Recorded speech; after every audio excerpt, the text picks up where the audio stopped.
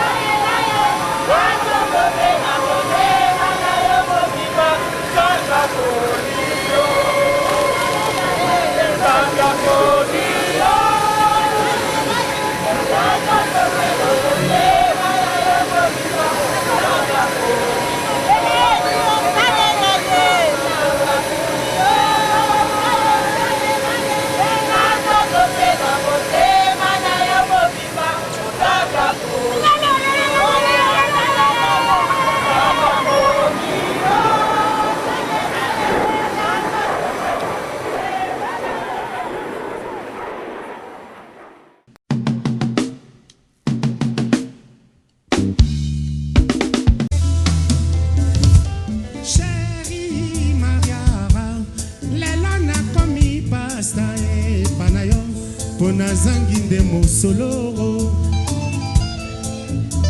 Obo sani le temps passé Papa si royonga ina monara ponayo Bolinga pese ngata merci terre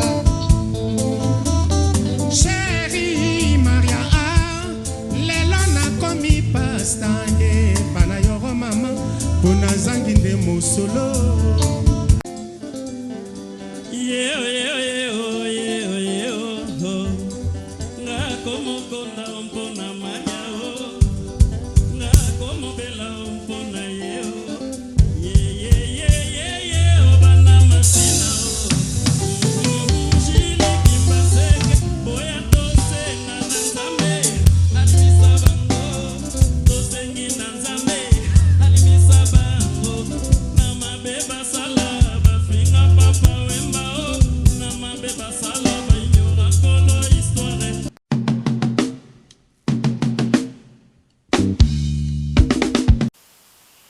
Mama batata bandeko lelo toko pese la bino origine à conflit entre Joseph Kabila Kabange na ba Belge.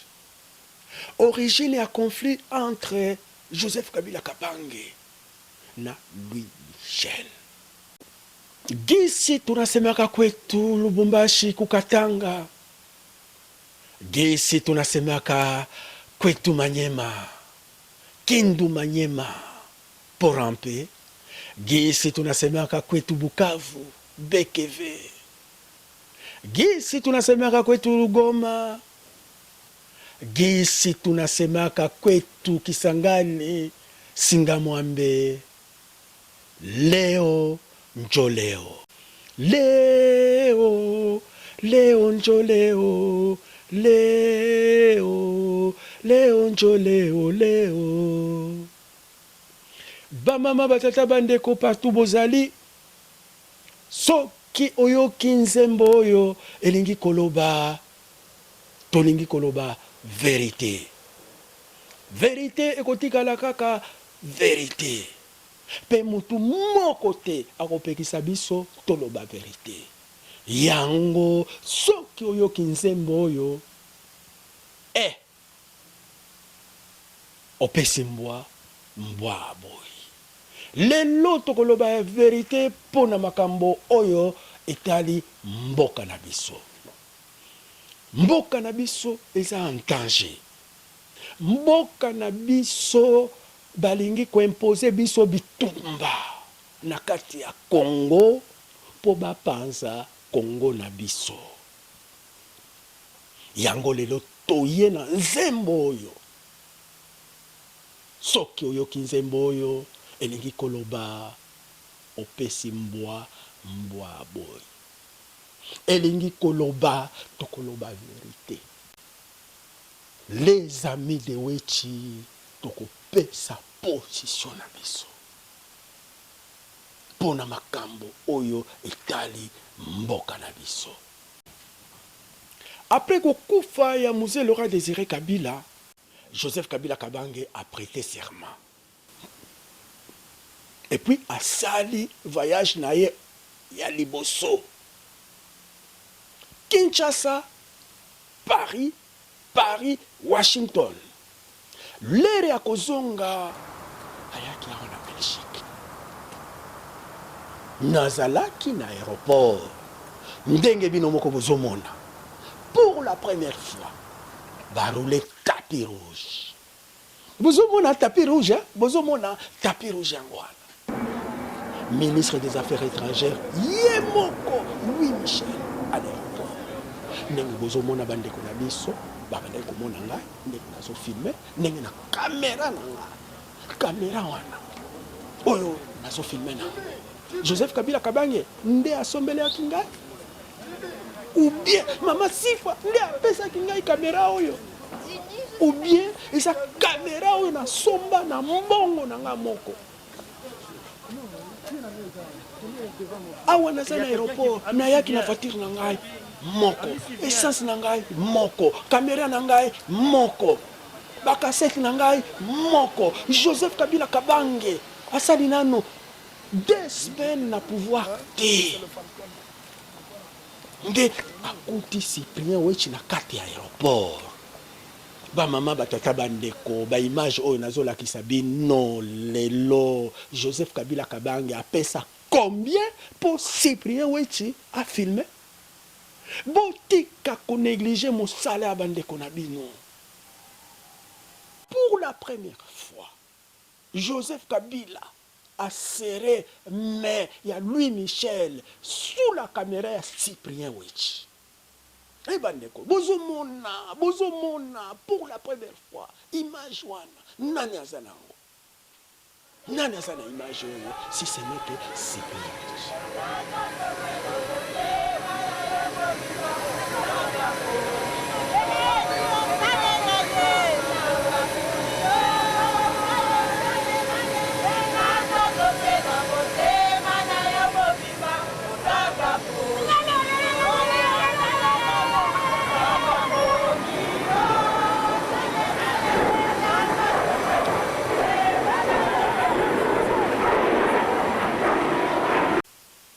Après cela, Joseph Kabila accueille la première ministre. Pour la première fois, Joseph Kabila Kabange a contacté la première ministre belge, Guy Verhofstadt.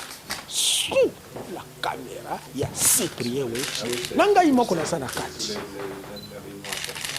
Bokolo bali susu. L'air bazimaki. Toyoka premier ministre.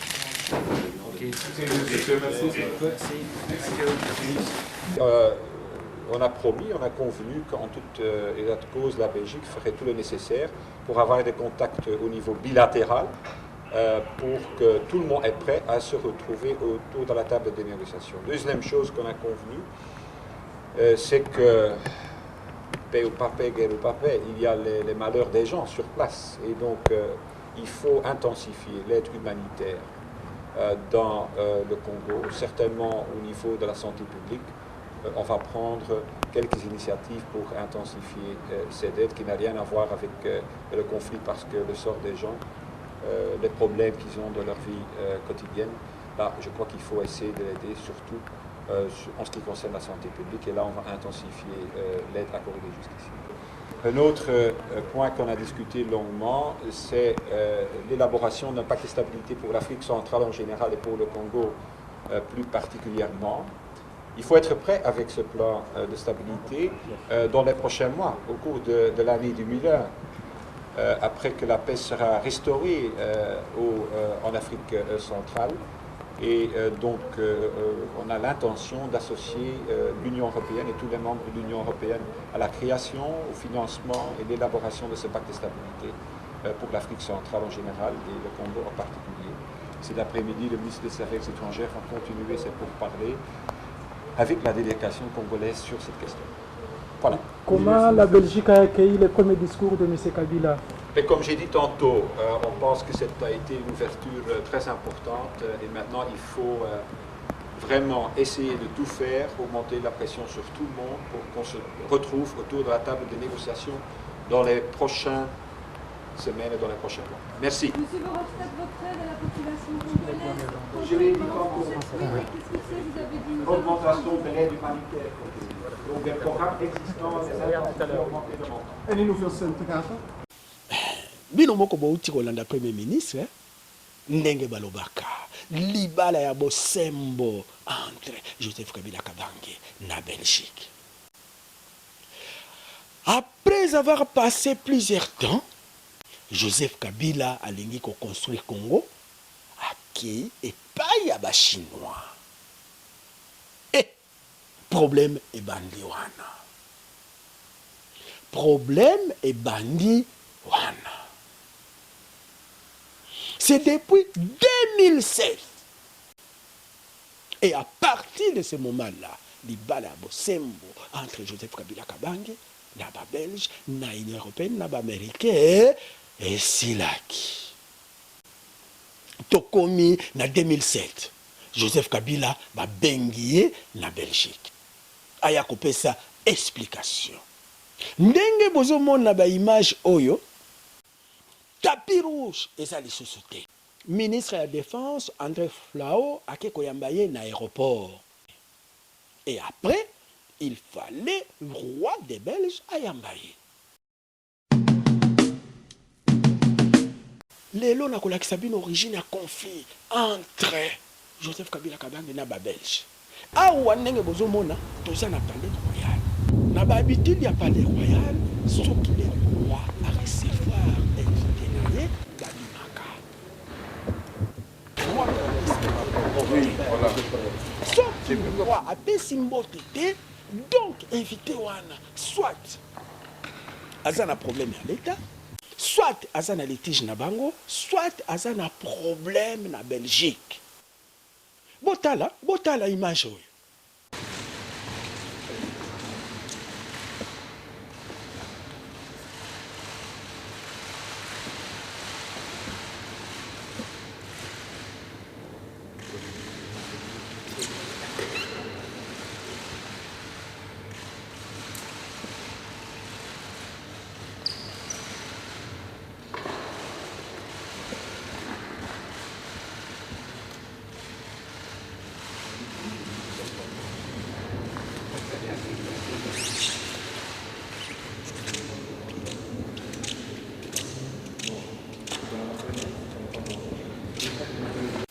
Ba mama batata bandeko. Bo remarqué nini? Roi a pesi mbote te. Roi a pesi Joseph Kabila Kabange mbote te. Bozo mona image wana. Image filmée par Wechi na ba moyen na nyonso. À partir la joie biso toyebaki déjà. À partir ya jour wana na 2007, libala ya bosembo entre Joseph Kabila Kabange na Belgique et silaki nango. Lelo ekomi 9 ans. 9 ans. Joseph Kabila Kabange aza na problème na ba Belge bayokanaka lisusu te. Joseph Kabila Kabange avandi côté na ye na ba chinois, ba Belge, ba Français, ba Américain côté na bango. Alors, bino ba combattant awa na Belgique, chaque fois, bokei pa ya premier ministre. Chaque fois, bokei et pa ya Didier Reynders. Didier Reynders akosala nini? Bayokanaka lisusu na Kabila te. Baza lisusu na pouvoir te na Congo. Yango tozo yebisa bino, l'information c'est le pouvoir. Soki bozalaki na dialogue avec les amis de Weche, bolingaki boyeba déjà que depuis 2007, Belgique na Joseph Kabila Kabange opesi mbwa aboyi. Lokola bino boza na information te. Kaka marche Union européenne. yango bomonaka soki bosengi autorisation ya kosala marche baboyaka te bango moko bayebi ntina nini baboyaka te bosengi bapesi mais bino kaka porte de namir marche Union européenne bokotisi memo et puis memo yango barépondaka bino nini soki bokebi tumba sur le plan international il faut bozala na information et puis après wana ndenge nayebisaki bino ndenge nazoyebisa bino nazalaki na bana na ngai oyo nabandaki kointroduire bango na milier tokende kotala premier ministre Charles Michel à l'époque il était ministre ya développement toke koposer ba question pona nini bino ba belge na président ya République démocratique du Congo bozo yokana lisusu te eza pona contrat oyo ya ba chinois ou pas bolanda mwana ya wechi mwana oyo azoposer ba question asa mwana na biso né ici grandi ici oyo na bandaki koforme bango na période wana ngai tata na bango na sima ya kamera na kibana na ngai liboso po tokende liboso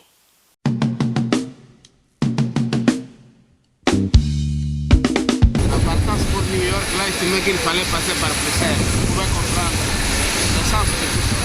Et dernièrement, la Chine a donné plus de 5 milliards au Congo. N'a pas encore donné 5 milliards, c'est plutôt un projet que nous avons à commun. Il faut estimer que le Congo a besoin de plus que ça parce qu'il y a beaucoup à faire. C'est ouvert, ça reste ouvert, aussi bien aux partenaires traditionnels que de nouveaux partenaires. Alors, mais comment, comment le gouvernement belge voit le nouvel appel, on va dire, que le Congo a fait aux Chinois? Parce qu'on constate que les Chinois vont venir avec 8 milliards, on entend beaucoup de chiffres. Alors, comment le gouvernement belge, et plus particulièrement peut-être l'Union européenne, on sait quand même que vous avez des liens avec l'Union européenne, voit en fait ce nouvel arrivage? Deux éléments. D'abord, le fait qu'il y ait des moyens financiers supplémentaires mobilisés pour le Congo, c'est une bonne nouvelle. Ça va dans le bon sens parce que ces moyens financiers qui sont mobilisés, ça peut contribuer au développement général, à la hausse de la qualité de vie, à l'amélioration des infrastructures. Donc ça va dans le bon sens.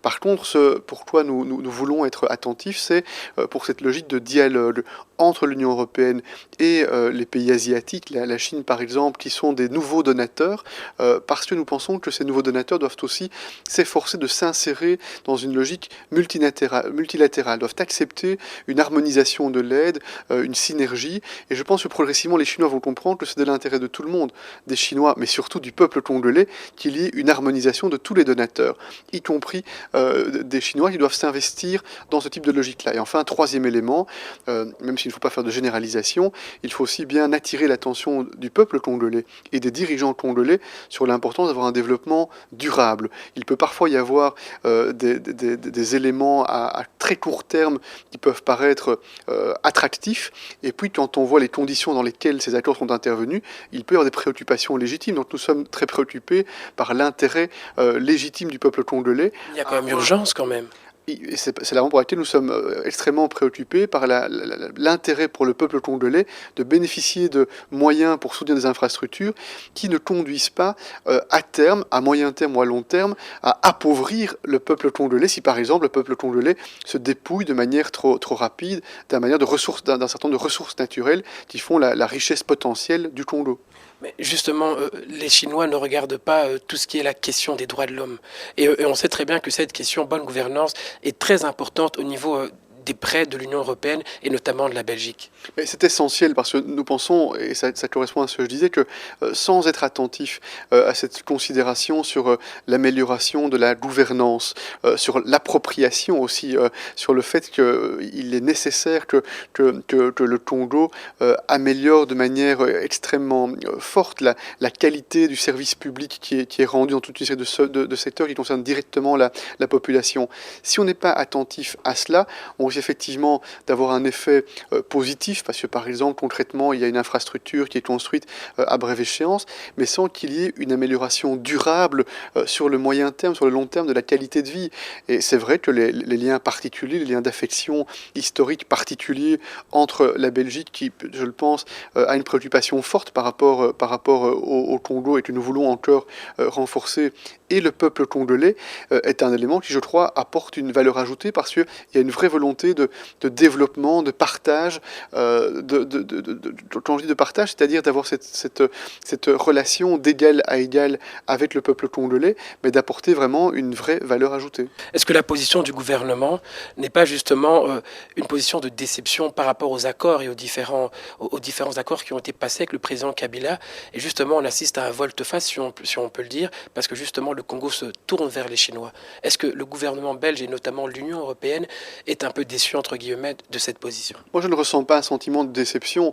Je veux simplement, parce que l'amitié permet la franchise, et l'amitié entre le peuple congolais et le peuple belge permet cette franchise-là, dire aux Congolais, j'ai eu l'occasion d'en parler lors de ma mission au Congo, à Kinshasa et à Goma, dire véritablement aux responsables politiques congolais, soyez attentifs. C'est une bonne chose si effectivement des moyens supplémentaires sont mobilisés pour le développement du Congo, et si les Chinois mobilisent des moyens, c'est une excellente chose, et moi je m'en réjouis, je suis heureux, ça peut contribuer à améliorer un certain nombre d'infrastructures, mais il ne faut pas qu'il y ait, ce que j'ai envie de dire, de qualifier comme étant un marché de dupes où il y a effectivement un investissement intéressant réalisé à court terme, mais par ailleurs des engagements du Congo vers les Chinois sur la durée qui peuvent parfois être interprétés comme étant déséquilibrés. Je ne dis pas que c'est le cas ou que c'est systématiquement le cas, mais c'est lorsque par exemple on nous rapporte des projets de développement portés par les Chinois où c'est de la main-d'œuvre chinoise qui est importés au Congo, mais nous privilégions, nous Belges, des hypothèses où quand on réalise des investissements au Congo, c'est les Congolais eux-mêmes qui participent au développement avec tous les effets indirects positifs que ça peut engendrer pour la qualité de vie des Congolais qui vont bénéficier d'un accès au travail par le soutien à des projets de construction dans des matières comme les infrastructures de base, comme le développement des ports, comme des investissements en matière d'assainissement.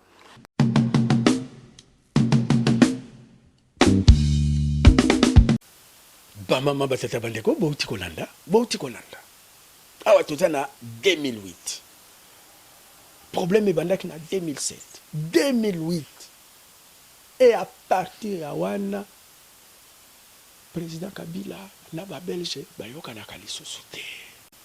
Président Kabila atourna na ye kazaka akomi côté ya Russie, Chine, Corée, Iran. Maintenant, la question qu'on peut se poser, bamama batata bandeko touti kolanda makambo nyonso. Ndenge na lobaki na ebandeli ya mission na biso leo njo leo. C'est-à-dire, pour le moment, il y a une guerre entre deux camps. Belgique, France, Union européenne, États-Unis, Naoni, côté Nabango, côté Mosusu, Chine, Russie, Corée, Iran, côté Nabango, bazo appuyé Joseph Kabila Kabange. Et le Congo n'a pas comprendre été américain pour faire respecter la constitution congolaise. Pour yakoyebisa Joseph Kabila Kabange, tu dois respecter la constitution. Aux a droit à deux mandats et non pas trois. Est-ce que les Américains ont besoin de tinda bateau de guerre na bango? Est-ce que les Américains ont besoin de tinda militaire na bango? Est-ce que les Américains il faut basa la guerre na Congo? Or, les Congolais ebele balobaka. Joseph Kabila Kabange aza boy ya Kagame. Kagame aza boy ya ba américain. Donc Joseph Kabila Kabange aza boy na bango. Po ya kolongola boy ba remplacer na boy mosusu. Il faut ba américain batinda ba bateau de guerre na Congo. Il faut ba américain batinda ba avion de combat na Congo. Il faut ba américain batinda ba soda na bango. Il faut baméricain basa la guerre na Congo po ya kolongola boy na bango. Il faut bapesa kaka ope pe ya Kagame zwa boy na yo. Pe Kagame aye ko zwa boy na ye. Bati boy mosusu. Pona nini? Bazoloba soki ya boy tokosala bitumba. Ba mama batata bandeko oyo eza émission ya réflexion. Oyo eza émission ya kofinga te. Oyo eza émission ya ko réfléchir. Soki to réfléchir te, soki to za sage te, soki to landi kaka loyenge. Tokoya ko perdre Congo, to raisonner. Oyo eza neti. Soki omoni ba patron ba komi kozwa mesure contre boy na bango, donc boy na bango batu ba komi sima na ye. Ezalaka même awa na poto. Soki oza na mwasi na yo.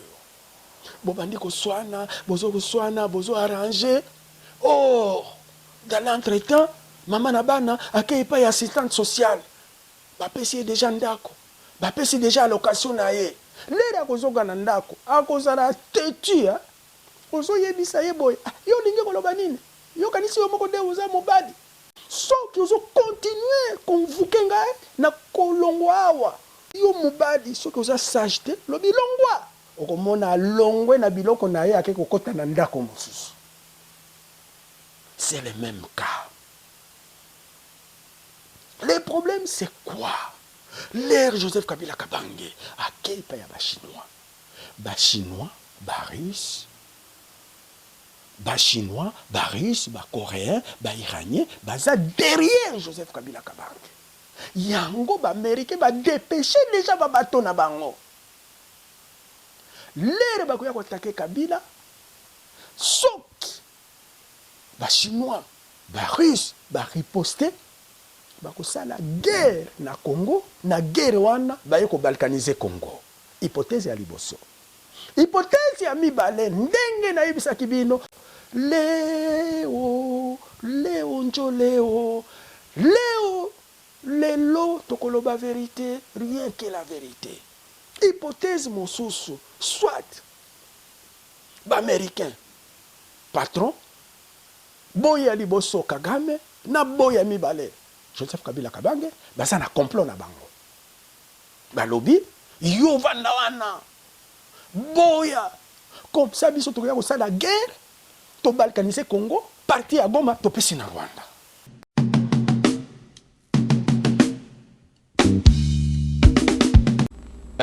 Ba père na ngai ba mère tozala motema ko fungwana. Bino moko boyebi tolelaka mingi pona mboka na biso. Pour nous construire un bon ambition et c'est le communiquer avec esprit. Pour ça, tu cotiser, par exemple, à tu allez 20 000 Congolais. Si tu as cotiser, dans mon tour, 1000. Dans 20 000, tu allez bon, on a 20 millions. 20 millions, pour ça, il y a les choses, il y a aide humanitaire. Il y a nini. Tout ça, on a besoin d'en monter. Pour chaque année, tu vas nous payer 20 millions. Aide humanitaire, exacté. Binokaka aide humanitaire, l'air bazo personne na loboko mobile. Bazo botola na loboko ya mwasi. Ba pesi na loboko ya mwasi, ba botoli na loboko ya mobile.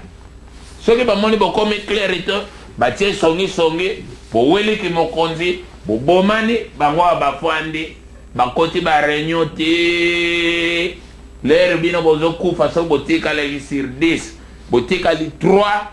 Ale bango ba ye réunion esili ba ye ko pekisa ono bo panda karme lere botika le misatu wana na mboka mnene moye bo sala ezate bo koma suda po sala bango politique na bango to suki sango to meka ko malema na idéologie oyo ya les amis de Witch.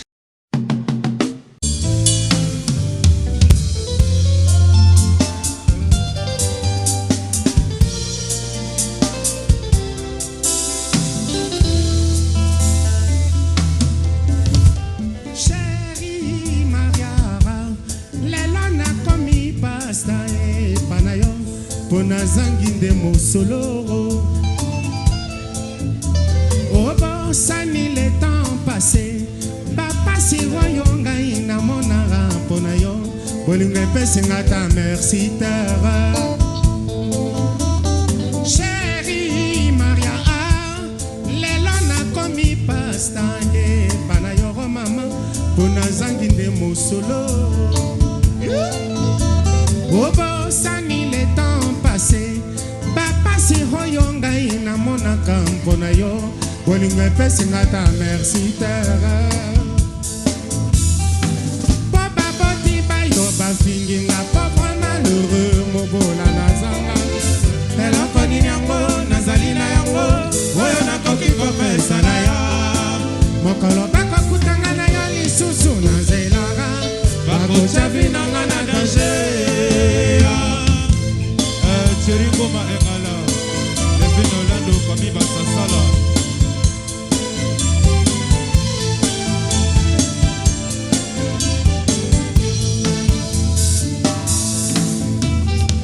Papa Bati Bayo Bafinginga pauvre malheureux Mobola Nazanga eloko nini yango nazali na yango oyo nakoki kopesa na yo mokolo bakokutanga na yo lisusu na nzelaka bakotya vinanga na danger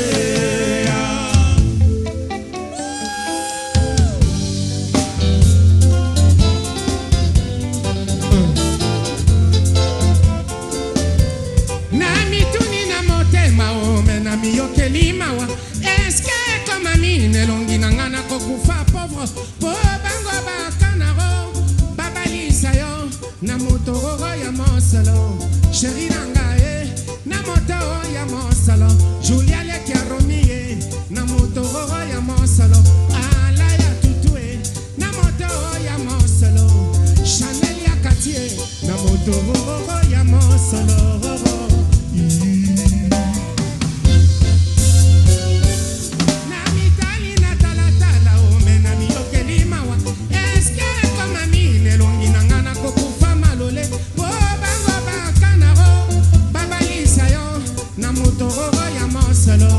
Nana Otemisie, Namoto ya Mosolo, Lovely à Petit Emilie, Commanda Doudoué. Mote Monagoda, Chéri Nanga, Innocent Zembwe, Moto ya Mosolo.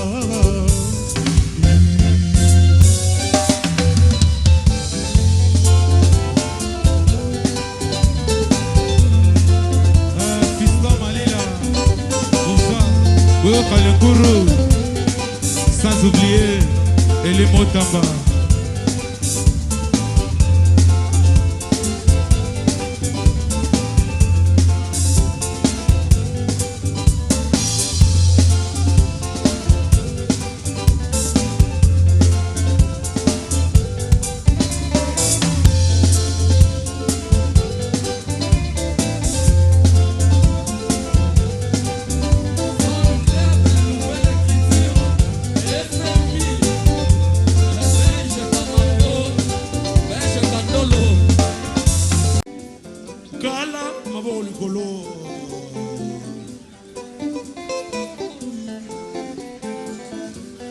Kala bakoko babala kana mungwa ya biso bana ya koma fana nga wowo soyoka na gambo yeze na bolingo yo bibla na maboko kana koluka na samba pote na sambela na yawe ya batela bolingo oya bonisinga pasi yeye kono ni molongi shisenga janga wowo manulu baka kalao kalao kalao kalao kalao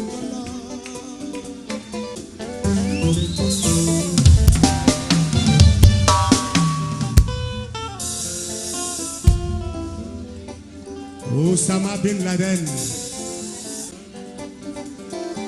né au Congo, grandi en Belgique, naturalisé belge, Osama Bin Laden.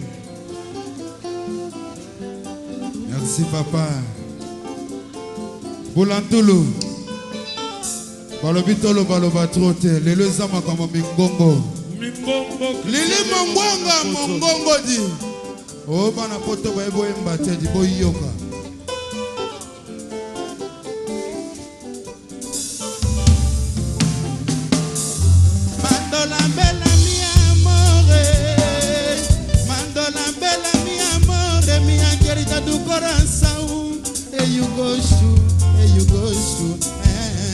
Eu gosto muito na minha vida.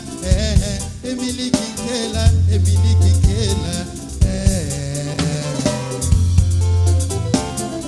Mando la bella mia amore, mando la bella mia amore, minha querida do coração. Eu gosto de Jumanga, eu gosto muito na minha vida, Chocho Boquito. Eu gosto do ritmo de la congolese.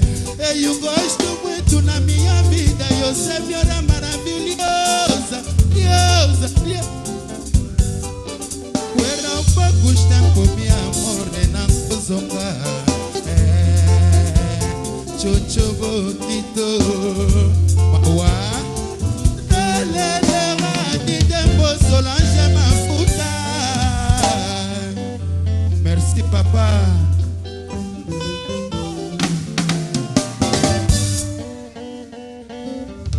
Le prince de Molokai, Scotty Monama, Eyin Kisi Eyekba. La révélation de l'année.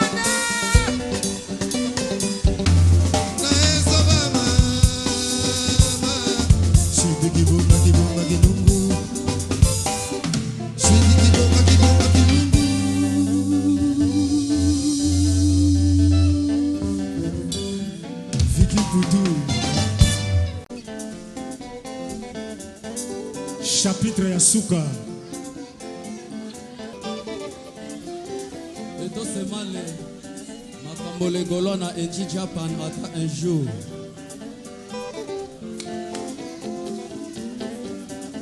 Tokotombola maboko s'il vous plaît, to fêter bon anniversaire, bon anniversaire.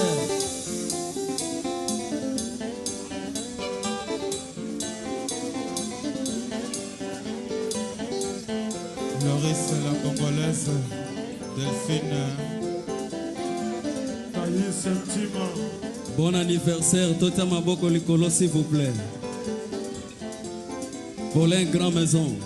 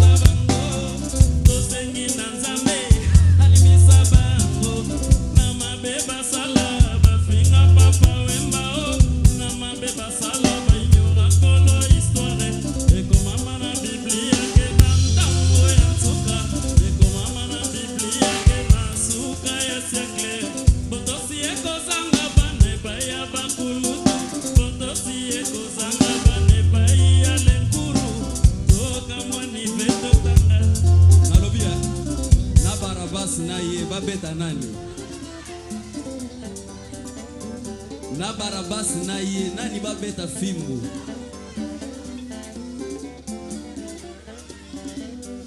Babeta Barabas. Babeta ye.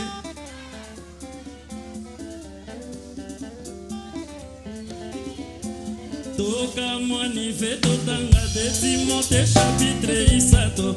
Mamuno ai voilà veo. Ndende muchi.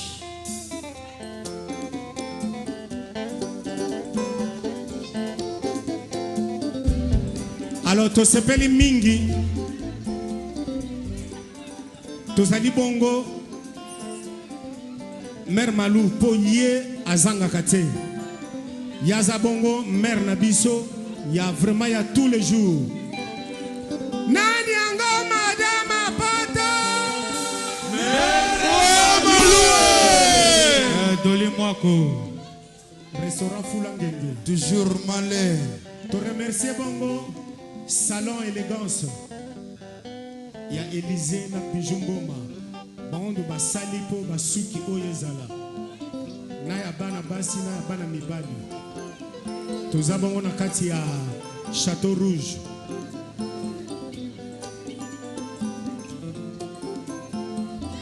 difficile la vie à Motororo ya Pierre Bindao Sakito talaka yango lokola na télévision Sakito talaka yango lokola